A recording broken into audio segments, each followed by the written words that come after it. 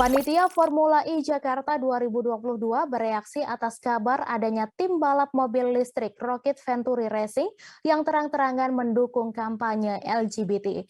Kabar tim balap Formula E mendukung kampanye LGBT itu ramai diperbincangkan di media sosial.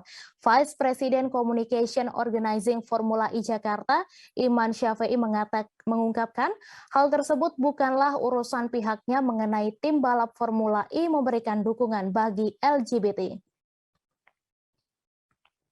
Ia pun tak mengetahui adanya kabar dukungan terhadap LGBT.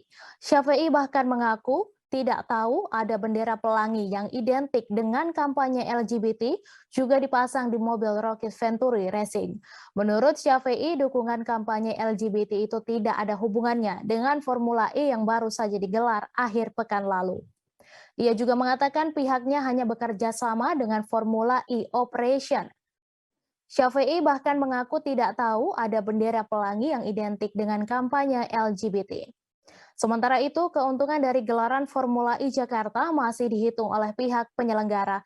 Hal ini diungkap oleh Managing Director Organizing Commit Jakarta IPRIX 2022, Widi Amanasto.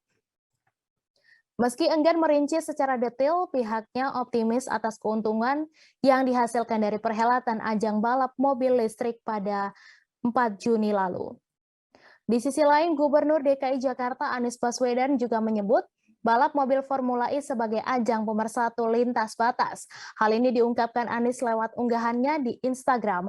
Dalam unggahannya itu, Anies juga menyebut bahwa balap mobil listrik terbesar di dunia ini bukan hanya untuk warga Jakarta, namun untuk seluruh bangsa Indonesia. Jangan lupa subscribe, share, komen, dan like ya!